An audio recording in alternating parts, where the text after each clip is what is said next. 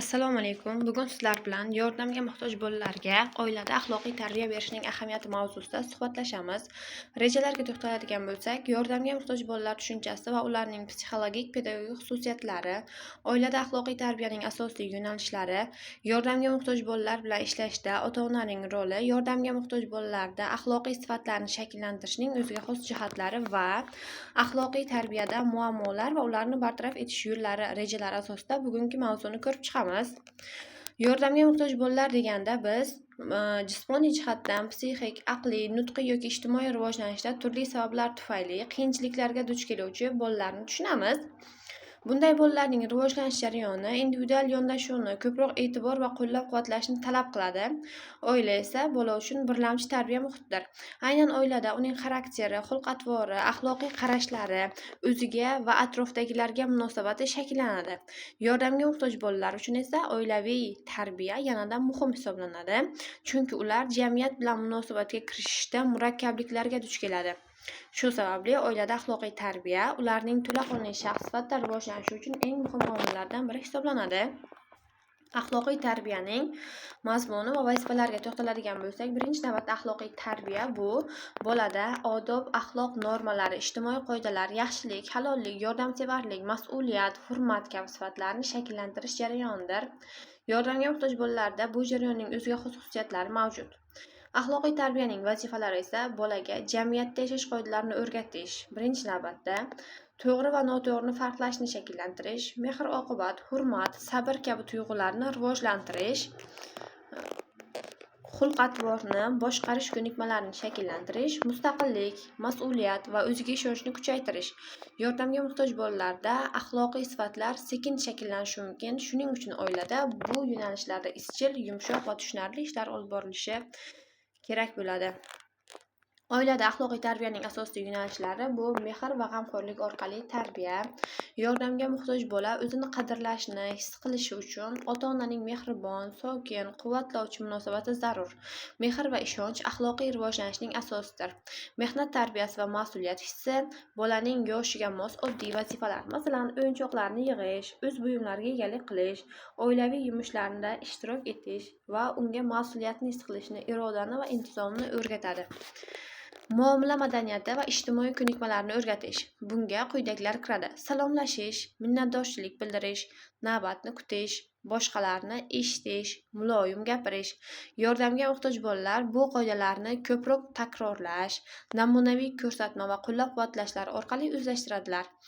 Xulq-atvorni boshqarish va nazorat qilish. Ota-ona bolaning xatti-harakatlarini zudlik bilan, lekin muloyim tarzda izoh berib borishi lozim. Jazo emas, tushuntirish va ijobiy rag'batlantirish samarali hisoblanadi.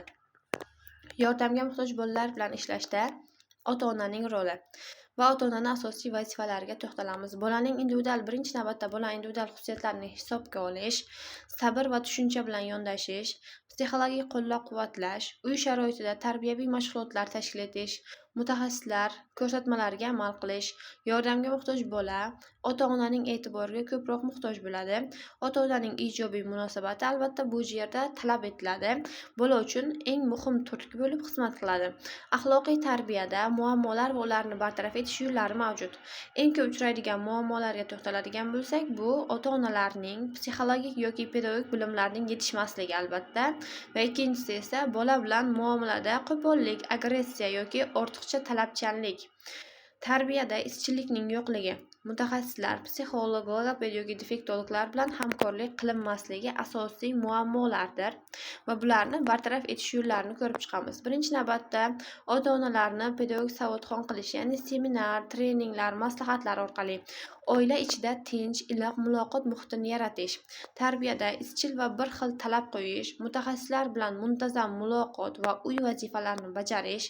Yuqori talab emas, balki real bola imkoniyatlariga mos vazifalar berish. Oilada axloqiy tarbiyaning ijtimoiy ahamiyati.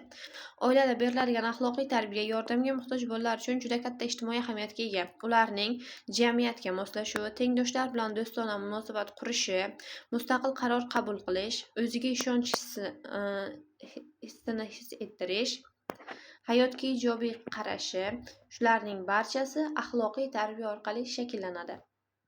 Oilada axloqiy tarbiyaning to'g'ri yo'lga qo'yilishi bolani kelajakda jamiyatdagi roli faol va mas'uliyatli, mehribon bo'lishiga asosiy zamin bo'lib xizmat qiladi. Yordamga muhtoj bolalarda shakllantirilishi kerak bo'lgan axloqiy fazilatlar mavjud. Quyida asosiy fazilatlar alohida o'rganib chiqamiz. Fazilatlarni birinchi navbatda bu mehr-shafqat, boshqalarga nisbatan yumshoqlik, rahmdillik, hurmat, kattalarni, o'rtoqlarni, oiladagi tartibni tan olish, mas'uliyat, ya'ni topshiriqlarni bajarish, o'z buyumlarini asrash hissi, to'g'rilik, yolg'on gapirmaslik va rostgo'ylik, shaxsiy gigiyena va intizom bularning ichida eng muhimlaridan biri hisoblanadi. Ya'ni o'z vaqtida turish, yotish hamda kiyinish, birdamlik va hamkorlik, boshqalar bilan vazifani birga bajarish, e'tibor va sabr, tez hayajonlanmaslik, navbat kutishni o'rganish. Bu fazilatlar yordamga muhtoj bolalarda sekin, ko'proq takror va amaliy misollar bilangina shakllanib boradi.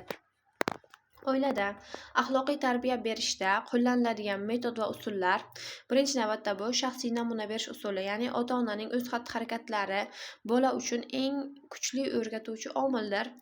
Ya'ni ota-onalar farzandlarida qaysi xususiyatni ko'rmoqchi bo'lsalar, avvalo unga o'zlari ega bo'lishlari talab qilinadi.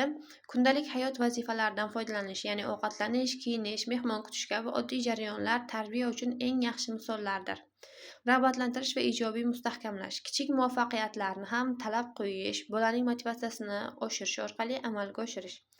Izoh berish va tushuntirish, nima uchun bunday qilish kerak savoliga sodda, ravshan javob berish.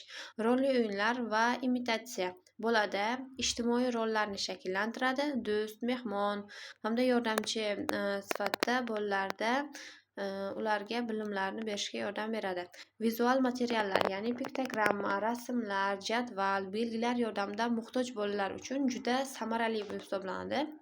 Yordamga muhtoj bolalar uchun qoidalar jadvali, ya'ni bunda uy ichida sodda 5 ta yoki 7 ta qoida belgilar bilan ko'rsatiladi va bu bolalar qoidalarga rioya qilinishi talab qilinadi. Yordamga muhtoj bolalarda axloqiy tarbiyani amalga oshirishda oilaning vazifalari mavjud. Ya'ni bolaga tinch psixologik muhitni yaratish, axloqiy ko'nikmalarni muntazam takrorlash, rivojlanish nuqsoniga mos tarbiya usullarini tanlash, o'qituvchi, defektolog, logoped bilan hamkorlik qilish, bolaning xatti-harakati, rivojlanishi, qiyinchiliklarni tahlil qilib borish, ijtimoiy moslashuv uchun real hayotga yaqin sharoitlarni yaratish. Yordamga muhtoj bolalar tushunchasi va ularning axloqiy tarbiyaga ehtiyoji bu yordamga muhtoj bolalarni kimligini bilib oldik, qanday xususiyatlarga ega bo'lishi, oilada xususiyatlari bilan tanishib chiqdik. Endi bunday bolalar bilan kattalarning doimiy yo'riqnomasiga muhtoj bo'lishini, xulq-atvorni nazorat qilishda qiynalishini, ijtimoiy vaziyatga moslashda sust bo'lishini hamda o'z-o'zini baholash past bo'lishini bilishimiz kerak. Shu sababli ham ularga axloqiy tarbiya barchadan ko'proq kerak bo'ladi. Chunki to'g'ri shakllangan axloqiy tarbiya ularning jamiyatda mustaqil yashashiga zamin yaratadi. Va bugungi darsimiz shu bilan tamom. E'tiboringiz uchun rahmat.